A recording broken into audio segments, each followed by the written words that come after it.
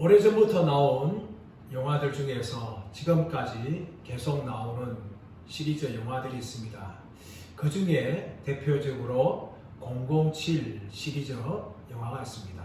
이 영화에는 제임스 본드라는 첩보원이 등장을 합니다. 이 제임스 본드의 역할을 했던 007 역할을 했던 배우들이 참 많았는데 그 중에 손 코넬리, 로저 무어, 또 피어스 브로스는 같은 유명하고 정말 그 당시에 탁월했던 남성 배우들이 있었습니다.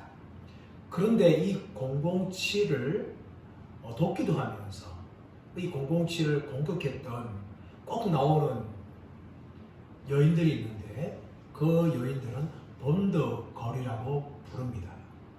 이 여인들은 때로는 적편에 서서 007에게 위협도 주기도 하지만 결정적인 찬스에 007을 도와줘서 임무를 완성케 하는 그런 역할을 하는 배역으로 등장하고 있습니다. 오늘 본문에 나오는 이 라합과 두 정탐꾼의 이야기는 어쩌면 007 영화를 방불케 합니다. 여호수아는 시딤에서 두 명의 정탐꾼을 향하여 가나안 땅과 여리고 정탐을 하러 보냅니다. 그런데 이 두 정탐꾼은 들어가자마자 발각이 되었고 그들은 위기를 당하였습니다. 그때 라합은 자신의 집으로 들어온 두 정탐꾼을 숨겨주고 끝까지 보호해 주었습니다. 이 라합 덕분에 두 정탐꾼은 목숨을 건지게 되었고 무사히 시딤으로 돌아가서 여호수아에게 보고를 하게 되었던 것입니다. 이 일로 인하여서 라합은 성경에서 믿음의 여인으로 인정받게 되어지고 특별히 히브리서 11장에는 믿음의 영웅장에 자신의 이름을 올렸습니다.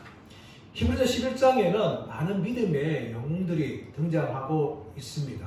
믿음으로 제사를 드렸던 아벨, 믿음으로 방주를 지었던 노아, 믿음으로 하나님과 동행했던 에녹, 믿음으로 약속의 땅에 들어간 아브라함 뿐만 아니라 이삭과 야곱과 다윗과 삼손과 사무엘, 수많은 믿음의 사람들이 등장합니다. 그런데 그 대부분은 다 남성들입니다. 하지만 히브리 11장에는 믿음의 영웅들 중에 두 명의 여인이 이름을 올립니다. 그 중에 하나가 아브라함의 아내였던 사라입니다. 그리고 또 한 명이 오늘 본문에 나오는 여리고 여인인 라합입니다.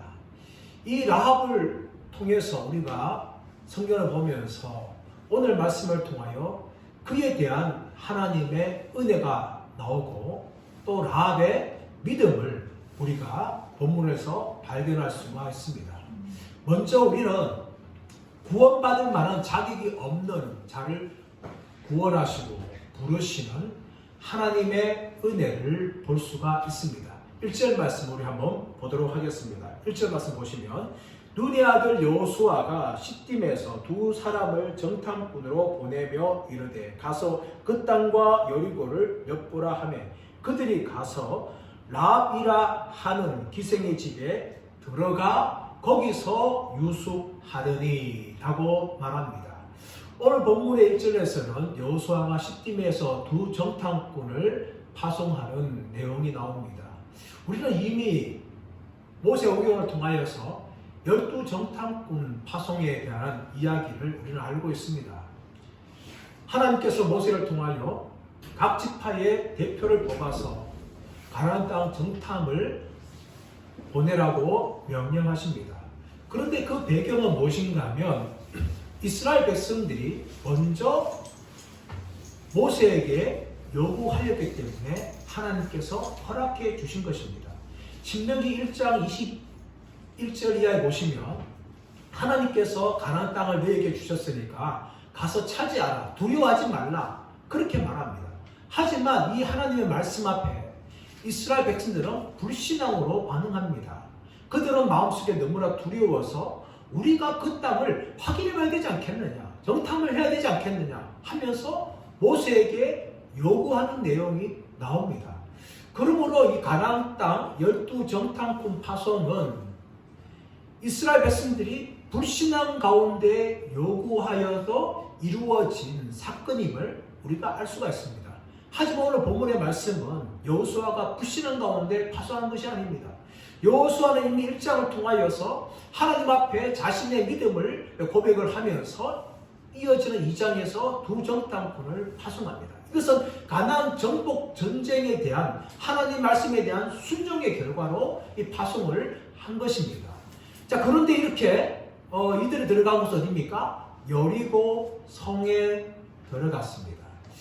이 여리고는 성이었습니다. 근데 성은 이제 아주 광범위한 단어로 사용될 것입니다. 아주 거대한 도시를 향하여서 성이라고도 말하지만 작은 요새나 작은 성읍도 성이라고 당시에 불렸습니다. 그렇다면 이 여리고가 얼마나 큰 성이었을까? 어떤 학자들은 이 여리고성 굉장히 큰 성이다 라고도 말할 수 있지만, 그런데 오늘 우리가 이 여리고성 나중에 정탐 결과로 이제 정복하는 과정을 보게 되었지만 여리고성이 그렇게 큰 성이 아니었다는 것을 우리가 성경을 통하여 어느 정도 짐작할 수가 있는 것입니다. 왜냐하면 매일매일 한 바퀴 돌고 마지막 7일째 7바퀴 돈 후에 전쟁을 치르는데, 이스라엘 백성들이 7바퀴 돈 후에 전쟁을 치를 만큼 그 전쟁에 수행할 수 있는 에너지가 그들에게 남아있었다는 거예요. 그뿐만 아니라 오늘 말씀 보시면 이 두 정탐꾼이 여리고성에 들어가자마자 자신들의 신분이 발견됐다는 거예요. 아주 큰 성이면 그렇게 쉽게 발견되지 않습니다. 작은 성이기 때문에 이들이 들어가자마자 그렇게 쉽게 발견될 수가 있는 거예요. 그런데 이 여리고 성에 이들이 어디에 들어가는가 하면 라합의 집에 들어갔다고 이야기하는데, 1절 말씀 보시면 그 라합 앞에 라합을 소개하면서 어떻게 소개하고 있는가 하면 기생의 집에 들어가. 라합이라는 기생의 집에 들어갔다. 라합을 기생이라고 그렇게 설명합니다. 이 기생이란 이샤 조나라는 히브리어 단어예요. 이 단어가 다른 성경에 보시면 창녀를 설명할 때에 이샤 조나라는 단어를 사용했습니다. 그래서 많은 학자들은 이 라합은 창녀였다, 몸파는 창녀였다, 그렇게 말을 합니다. 또 지금까지 많은 분들이 그렇게 생각해 왔어요. 그런데 그분들의 말처럼 라합이 몸파는 창녀였냐, 일방적으로 몰아가기에는 다른 증거들이 있어요. 이 라합이 기생의 집이라고 이야기하고 있는데, 어쩌면 이 라합은요, 몸파는 창녀가 아니라 술집 주인이든지 아니면 여관 주인이라고 볼 수가 있어요. 유대인들의 전성에는 라합을 향하여서 창녀가 아니라 술집 주인이었다, 이렇게 전성이 내려오고 있습니다. 그뿐만 아니라 이 고대 바벨론에는 술집 주인들 중에서 여자들이 있었어요. 특히 함무라비 법전에서 여자 포도주 파는 주인에게 업소내에서 사건을 일으킨 사람들을 고발하라 하는 이 법 규정이 있어요. 그걸 볼 때에 이 라합은 단지 몸 파는 창녀가 아니라 술집 주인이거나 여관 주인이었다는 것을 우리가 생각할 수 있어요. 1절에서 힌트가 나오고 있는데, 이들이 지금 어디로 들어가고 있는가 하면 라합에게 들어갔다라고 말하지 않고 라합이라는 기생의 집에 들어갔다는 것이죠. 만약에 라합이 몸 파는 창녀였다면 성경은 그들이 라합에게 들어갔다 이렇게 설명했을 거예요. 그러나 기생의 집에 들어갔다라고 이야기하는 거죠. 또 몸 파는 창녀였다면 그들이 라합과 함께 누웠다 이렇게 설명해야 되지만, 어떻게 설명하면 거기서 유숙했다, 거기서 누웠다 라고 이야기하는 거죠. 다시 말하면 이 두 정탐꾼은 몸 파는 창녀라 불리는 라합에 함께 누워서 잔 것이 아니라 여관이나 술집 주인으로 추정되어지는 라합의 집에 들어가서 거기서 하루를 머물렀다는 겁니다. 이것이 왜 가능한가 하면 이 라합이 여관 주인이나 술집 주인이라고 볼 수 있는 이유들이 여기까지 있는데, 하나는 무엇인가 하면 그 당시에 술집이나 여관들이 다 숙소를 제공했다는 거예요. 숙소를 제공했다. 또 한마디로 무엇인가 하면 그런 곳은 많은 사람들이 왕래하는 곳이에요. 그래서 사람들이 정보를 주고받기 때문에 이 여리고 땅이나 가나안 땅에 대한 정보를 들을 수 있는 곳이에요. 그렇기 때문에 이 두 정탐꾼이 이 라합이라는 기생의 집에 들어갔다는 것을 볼 수가 있습니다. 그렇다면 이 라합은 단지 몸파는 창녀라기보다는 여관 주인이든지 술집 주인으로 볼 수 있는 충분한 이유가 있습니다. 이렇기 때문에 이들이 라합이라는 기생의 집에 들어갔는데, 저는 이 두 정탐꾼이 라합의 집에 들어갔던 이유, 물론 현실적으로는 뭐 잠을 자기 위해서나 또 정보를 얻기 위해서 들어간 것이 충분한 이유가 되지만, 저는 또 다른 이유가 있다고 생각합니다. 그것은 무엇인가 하면 라합을 구원하기 위한 하나님의 은혜였다는 거예요. 그래서 이 두 정탐꾼을 라합의 집으로 인도한 것이죠. 여러분, 여리고 성에는 분명히 라합만 아니라 다른 사람들도 여관이나 술집을 경영했을 거예요. 그런데 이 두 정탐꾼이 다른 집이 아니라 하필이면 라합의 집에 들어갔다는 거죠. 이것은 두 정탐꾼의 발걸음을 인도하시는 하나님의 은혜라는 것을 볼 수가 있습니다. 요한복음 4장 말씀 가보시면 우리가 잘 알고 있는 사마리아 여인에 대한 이야기가 나옵니다. 예수님께서 갈릴리에서 유대 땅으로, 유대에서 갈릴리 가기 위해서 보통 유대인들 어디로 가는가 하면 요단강을 둘러서 갑니다. 왜냐하면 유대와 갈릴리 사이에 사마리아 땅이 있어요. 사마리아 땅. 유대인들은 이 사마리아 사람들을 자신들의 동족들과 생각하지 않았어요. 그들은 이방인 천년이죠. 그래서 유대인들은 사마리아 땅을 통과하면 갈릴리 곧장 갈 수 있는데 요단강 동편으로 둘러서 먼 길을 갔다는 거예요. 이것이 일반적으로 유대인들이 유대에서 갈릴리에서 유대 땅으로 가는 방식입니다. 하지만 예수님께서는 보통 유대인의 방식을 따르지 않고 어디를 가시는가 하면 사마리아 땅으로 들어가셨어요. 그리고 낮 정오가 되어서 제자들이 양식을 구하러 갈 때에 예수님께서는 야곱의 우물 곁에 머무셨습니다. 그리고 한 여인을 기다렸어요.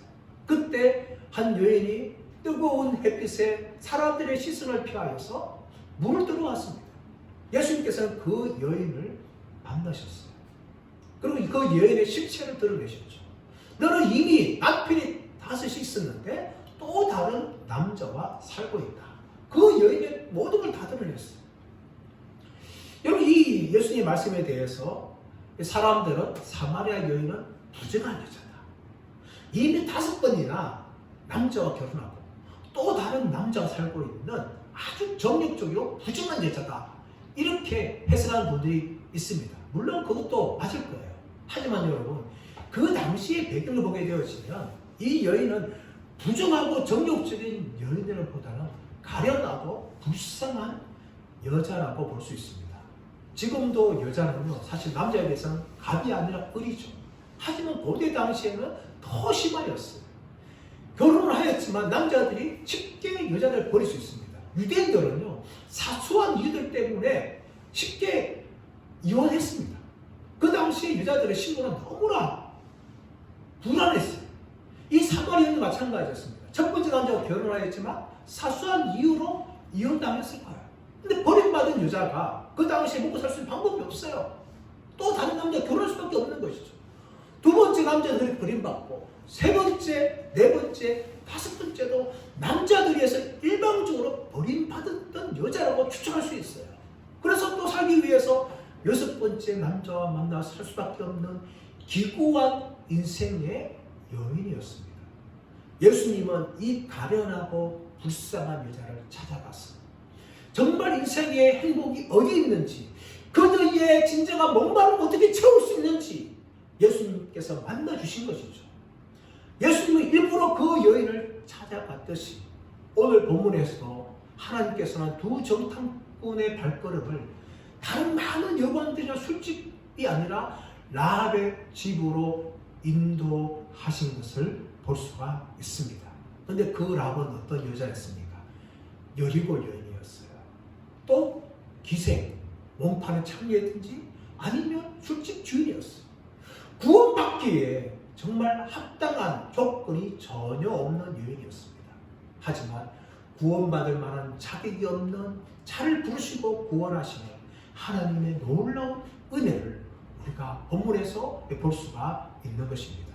또 하나님의 은혜는 무엇인가 하면 택한 자를 부르시는 하나님의 은혜입니다. 우리가 8절에서 12절 말씀 보시면 라합이 두 정탐꾼을 숨겨주면서 자신이 소문을 들었고 우리가 마음이 녹았고 우리가 두려워했다 하면서 하나님을 향하여 너희 하나님은 하늘에서 유일하시고 땅에서 유일하신 하나님이다 하고 고백을 하면서 라합이 무엇을 고백하고 있는가 하면 11절 12절에서 라합은 여리고성이 멸망당할 때에 내가 너희를 선대했던 것처럼 너도 나를 선대해달라 하면서 요청하는 내용이 나옵니다. 그래서 우리의 가족들을 보호해달라 라고 이야기합니다. 여기서 선대했다는 것은 히브리 단어 헤세드라는 단어입니다. 우리가 헤세드라는 단어를 많이 들었지 않습니까? 자기 백성을 향한 하나님의 언약적인 신실함, 그것을 헤세드라고 이야기합니다. 신실함, 약속을 끝까지 지키는 신실함. 라합이 두 정탐꾼을 끝까지 숨겨주었어요. 그랬듯이 여리고성 멸망할 때에 너희도 나와 우리 가족들을 끝까지 선대해 달라 라고 요청하는 그런 내용이 12절 13절에서 나오고 있습니다.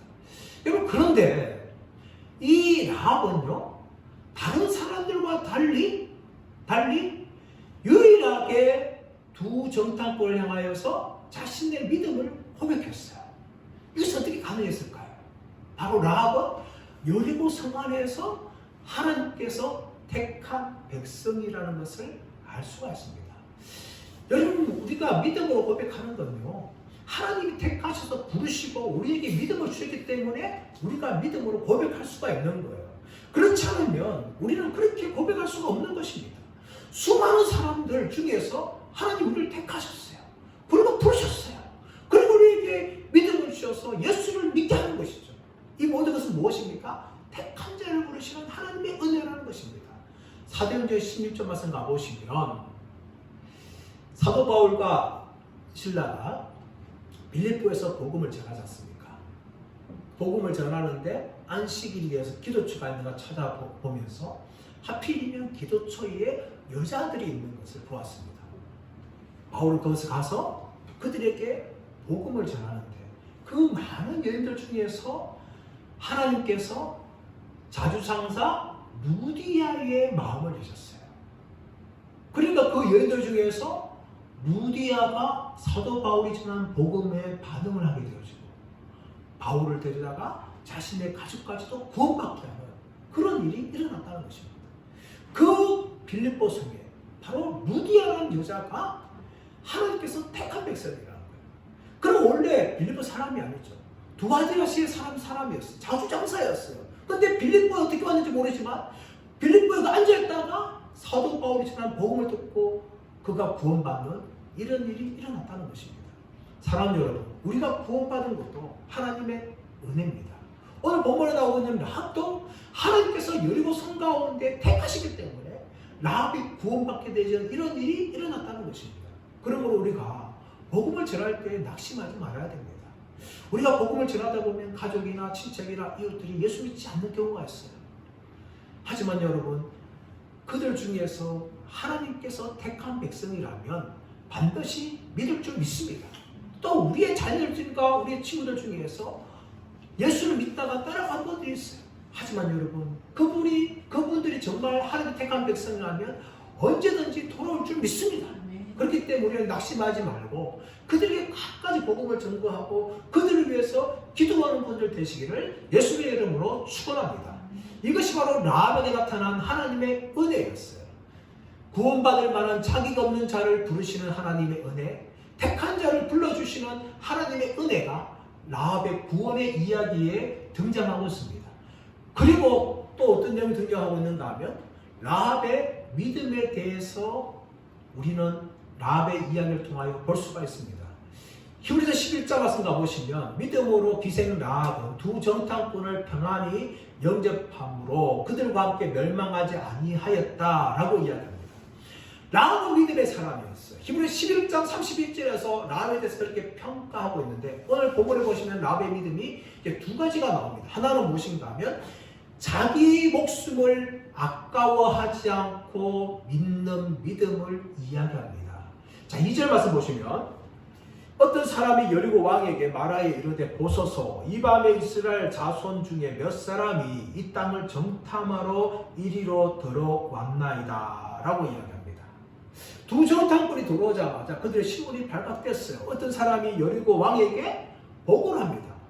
이런 어떤 보고 내용은 첩보든지 정보든지 두 가지에 해당합니다. 첩보는 100% 확실한 것이 아니에요. 긴가민가하기 때문에 좀 확인해 봐야 될 문가 첩보입니다.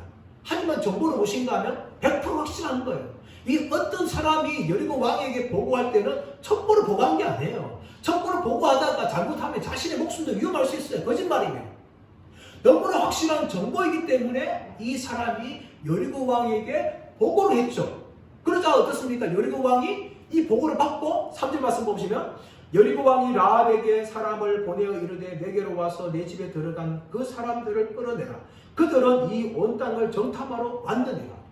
두 정탐꾼이 여리고 성에 들어왔고 라합의 집에 들어간 것까지 너무나 확실한 거예요. 그래서 여리고 왕은 군사들을 보내서 라합의 집에 찾아가게 하고 네 집에 들어간 두 사람을 끌어내라.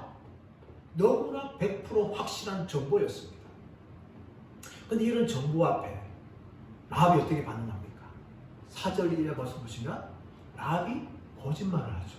자, 4절 말씀 보시면 그 여인이 그 두 사람을 이미 숨긴지라 이르되 과연 그 사람들이 내게 왔었으나 그들이 어디에서 왔는지 나는 알지 못하였고 5절 그 사람들이 어두워 성문을 닫을 때쯤 되어 나갔으니 어디로 갔는지 내가 알지 못하나 급히 따라가라. 그리하면 그들을 따라잡으리라 하였으나 6절 그가 이미 그들을 이끌고 지붕에 올라가서 그 지붕에 버려놓은 삼대에 숨겼더라. 7절 그 사람들은 요단 나루터까지 그들을 쫓아갔고 그들을 뒤쫓는 자들이 나가자 곧 성문을 닫았더라. 라우는 무슨 말합니까? 거짓말을 하는 거죠. 자기가 지금 지붕 위에 있는 3대에 두 정당을 숨겨놓고 그 사람들이 다 나갔으니까 따라가봐라. 얼마 지나지 않아서 그건 참을 것이다. 군사들이 라우의 말만 듣고 가서 이 두 정당을 쫓아가고 그들이 나가자마자 밤이 되니까 성문이 닫혔다고 그렇게 이야기합니다. 여러분 라합의 말은 분명히 뭡니까? 거짓말이죠. 거짓말. 진실이 아니었습니다. 자신이 두 정탐꾼을 숨겨두고 두 정탐꾼이 나가고 도망갔으니까 찾아가봐라. 이 모든 건 다 거짓말이었어요. 그래서 여러분 어떤 사람들은 라합은 거짓말이었을 때 죄를 진 것이다. 이렇게 평가합니다. 물론 성경은요. 거짓말을 죄라고 이야기합니다. 그리고 죄에 대하여 하나님께서 심판하시죠. 아브라함을 보십시오. 자신의 아내를 두 번이나 아내가 아니라 누이라고 그렇게 거짓말했어요. 거기에 대해서 아브라함은 대가를 지불했습니다. 야곱을 보십시오. 아버지를 속이고 형을 속이고 거짓말했어요. 그 대가로 20년 동안 외삼촌 라반의 집에서 생고생을 하지 않았습니까? 사도행전 5장 말씀 가보시면 아나니와 삽비라가 성령을 속였어요. 그 즉시 그들은 다 죽음을 당하였어요. 계시록 21장 8절에서도 거짓말한 자들이 불과 유 앞으로 던져진다라고 분명히 성경은 말하고 있습니다.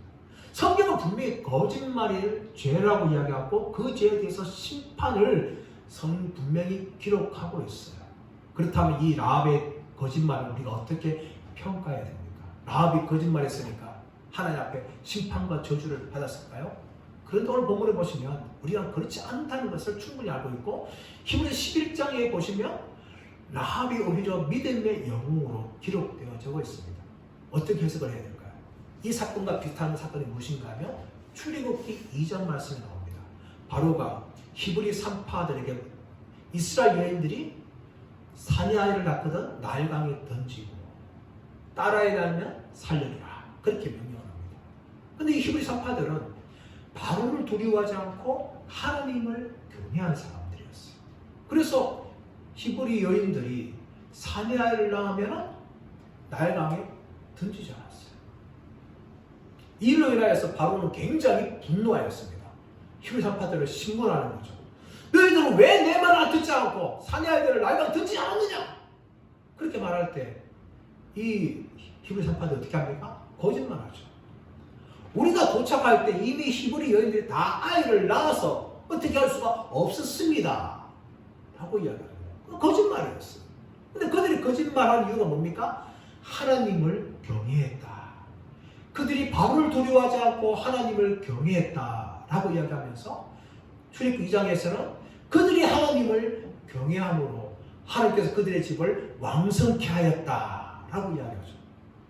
그렇다면 그들의 말은 분명히 거짓말이지만 그것은 거짓말이라고 단순하게 치부할 것이 아니라 하나님을 경외한 믿음의 말이었다는 것을 우리가 알 수가 있습니다. 오늘 본문도 마찬가지입니다. 라합은 두 정탐꾼을 숨겼지만 그것은 숨기면서 거짓말하였지만 그것은 하나님을 향한 믿음의 고백으로 행한 행동이며 말이었다는 것을 알 수가 있어요. 그리고 이 일을 위하여서 라합은 자신의 목숨까지도 걸었습니다. 아니고 더 나아가서는 자신의 가족들의 모든 것까지 다 걸었어요. 만약에 라합이 이렇게 거짓말을 했는데 들통이 나게 되지 어떻게 됩니까? 라합뿐만 아니라 자신의 가족들 다 몰살당했을 거예요. 여리고 사람들에게 매국노라든지 반역죄라든지 이렇게 몰림을 당하면서 어쩌면 가족 모두가 다 3대가 멸망당하는 그런 몰살을 당했을 거예요. 라합이 그것을 몰랐을까요? 분명히 알았을 거예요. 하지만 라합은 하나님을 두려워합니다. 그리고 하나님에 대한 믿음을 가지고 두정탐꾼을 숨깁니다. 라합은 바로 믿음으로 자신의 목숨까지도 아까워하는 그런 결단을 옮겼던 사람이었습니다. 그뿐만 아니라 라합은요, 하나님과 하나님의 일하심에 대해서 반응하는 믿음을 고백을 합니다. 우리 1장 9절 말씀 볼까요? 자, 9절 말씀. 말하되 여호와께서 이 땅을 너희에게 주신 줄을 내가 아노라. 우리가 너희를 심히 두려워하고 이 땅 주민들이 다 너희 앞에서 간담이 농나니. 지금 9절에서 라합은 무엇을 말합니까? 하나님께서 이 가나안 땅과 여리고를 너희에게 주신 줄을 내가 알고 있다 라고 이야기하죠. 더 나아가서 뭡니까? 그 모든 걸 통하여서 자신들이 너희를 심히 두려워하고 이 땅 주민들이 다 너희 앞에서 간담이 녹았다. 마음이 다 녹았다. 그렇게 이야기하죠. 그러면서 10절에서는 하나님의 일하심에 대해서 고백하죠. 10절 이는 너희가 애굽에서 나올 때에 여호와께서 너희 앞에서 홍해의 물을 마르게 하신 일과 너희가 요단 저쪽에 있는 아모리 사람의 두 왕 시온과 옥에게 행한 일 곧 그들을 전멸시킨 일을 우리가 들었습니다. 하나님께서 홍해를 가르시고 또한 아모리 사람을 전멸시킨 일에 대해서 우리가 들었다는 거예요. 그래서 들었고 결국 뭡니까? 마음이 녹은 거죠. 11절 우리가 듣자 곧 마음이 녹았고 너희로 말미암아 사람이 정신을 잃었나니 너희 하나님 여호와는 위로는 하늘에서도 아래는 땅에서도 하나님이시니라 라고 고백합니다. 이것이 바로 하나님과 하나님의 일하심에 대한 반응하는 라합의 믿음이었어요. 여러분, 그런데 여러분, 이 모든 소식을요 라합만 들은 것이 아니에요. 분명히 라합은 우리가 라는 말을 계속해서 반복하는 것이죠. 그 말이 무슨 말이에요? 여리고 주민들은 다 들었다는 거예요. 다 마음이 녹았다는 거예요. 다 동의했다는 겁니다. 근데 여러분, 유일하게 여리고 사람들 중에서 오직 라합만 이 믿음을 고백을 하고 있는 것입니다. 하나님에 대해서 또한 하나님의 일하심에 대해서 그렇게 두려워하면서 라합이 믿음을 고백하면서 결단하죠. 우리가 이야기했듯이 11절 12절 말씀 보시면 12절 13절 말씀 보시면 뭐에 나오는가 하면 내가 너희를 선대했으니 너희는 나와 내 아버지 집을 선대해달라 하고 부탁하는 내용이 나옵니다. 라합은요 단지 들었던 것만이 아닙니다. 라합은 그 들은 것이 감정으로 이동했고 행동으로 이어졌습니다. 여러분, 이것이 무엇인가 하면 믿음의 정확한 모습을 보여주는 것입니다. 믿음 안에는 여러분 지정의가 있어야 됩니다. 지는 뭡니까? 들음을 통하여 아는 것이죠. 로마서 10장 17절 말씀을 통하여서 우리의 믿음은 들음에서 나고 들음은 그리스도의 말씀이다 라고 말하고 있지 않습니까? 바로 믿음은 들어야 돼요. 알아야 돼요. 그것이 무엇인가면 지식이에요. 지식. 하나님의 말씀에 대해서 우리는 듣고 알아야 됩니다. 그렇게 할 때에 믿음이 성장하죠. 근데 이 지식은요, 머리에 머무는 것이 아니라 우리의 가슴으로 동의가 돼야 됩니다. 감정이 일어나죠. 하나님의 말씀에 대하여서 들을 때 우리 마음이 뜨거워지는 것이죠. 감정의 변화가 있어요. 더 나아가서 뭡니까? 행동으로 이어져야 하는 것이죠. 단지 감정만 열렬하게 되어지면 그것은 언제나 믿음이 아닙니다.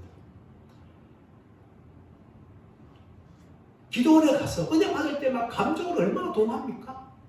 근데 그것은 끝이면 참 믿음이 아니라는 거죠. 참 믿음은 어디까지 나가야 됩니까? 행동으로 옮겨져야 합니다. 머리에서 하나님 말씀에 대해서 알고 이해하고 받아들이고 마음으로 감정으로 동의하고 반응하며 그리고 우리의 삶으로 행동으로 옮겨질 때에 온전한 믿음으로 되어지는 것입니다. 이것이 바로 온전한 믿음이에요. 랍도 마찬가지 않습니까? 하나님과 하나님의 일하심에 대해서 그는 들었습니다. 그리고 마음이 녹았고 두려워하였어요. 하나님을 알게 되었어요. 그리고 그는 어떻습니까?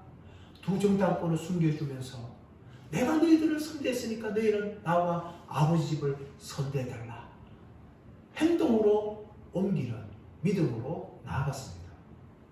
여러분, 이것이 온전한 믿음이라는 걸 볼 수 있습니다. 우리가 잘 알고 있는 또 다른 여인, 모압 여인 루스에 대해서 알고 있어요.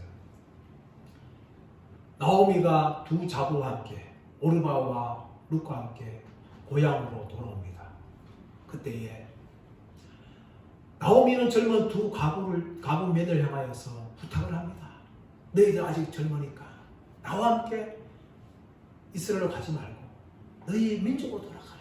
얼마든지 다시 너희 인생을 살 수 있을 것이다. 그렇게 부탁을 합니다. 그러자 이 시어머니의 부탁을 들었던 오르바는 눈물을 흘리면서 어머니 너무 감사해요 하면서 나오미에게 인사를 하고 그는 자신의 집과 자신이 믿고 있던 신으로 돌아가죠. 하지만 룻은 어떻습니까? 룻은 그렇게 하지 않았습니다. 룻은 나오미에게 이야기하면서 어머니 제발 나를 떠나라고 말하지 마십시오. 어머니의 하나님이 나의 하나님이 되고 어머니의 백성이 나의 백성이 되겠습니다 하면서 끝까지 나오미를 따라갔습니다. 여러분, 이것이 룻의 모습인데 이 룻의 모습은 어떻습니까? 그런 나오미를 통하여서 하나님 어떤 분에 대해서 들었을 거예요. 그리고 그 하나님에 대해서 감정적으로 반응했습니다.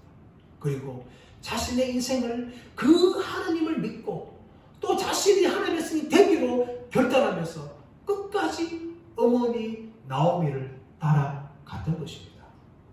사랑 여러분, 오늘 우리가 살고 있는 이 시대는 어쩌면 지식의 홍수의 시대예요.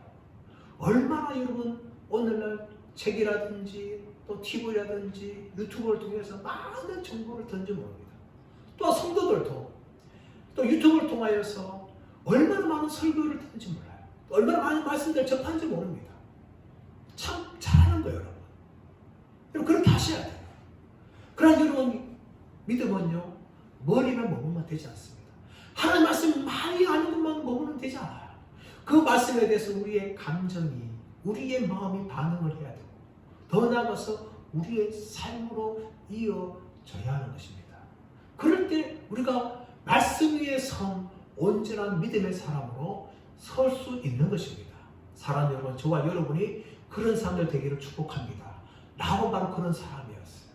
하나님에 대해서 하나님 일하심에 대해서 그는 들었고 그런 마음으로 반응하였고 그의 삶과 행동으로 두 정탐꾼을 숨겨주고 그들에게 자신들을 보호해달라고 부탁하며 자신의 믿음을 고백했던 사람이 바로 라합이었습니다. 라합은 바로 이런 믿음을 가진 사람이었습니다. 자신의 목숨을 아까워하지 않고 그리고 하나님의 일하심에 대해서 반응하는 믿음을 보였던 여리고 사람들 중에서 유일한 사람이었습니다. 바로 이렇게 라합이 이런 믿음을 고백할 수 있는 이유가 무엇입니까? 바로 하나님의 은혜였습니다.